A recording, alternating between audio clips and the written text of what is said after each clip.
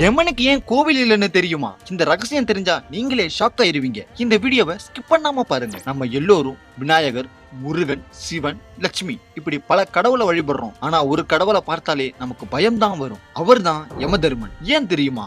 யமன் என்றாலே மரணம் தான் நினைவுக்கு வரும். ஒரு உயிர் இந்த உலகத்தை விட்டு போகும்போது அதை அழைத்து செல்லும் கடவுள் அவர்தான். அதனால தான் மக்கள் அவரை வணங்க தயங்கினாங்க. ஆனா யமன் கெட்ட கடவுள் அல்ல, அவர் ஒரு நீதிமான். நல்லவங்களுக்கு நல்ல பலனும் தவறு செய்பவர்களுக்கு தண்டனையும் அவர் பாரபட்சம் பார்க்காம கொடுத்தாரு. அதனால தான் யமதர்மர்னு அழைக்கப்பட்டாரு.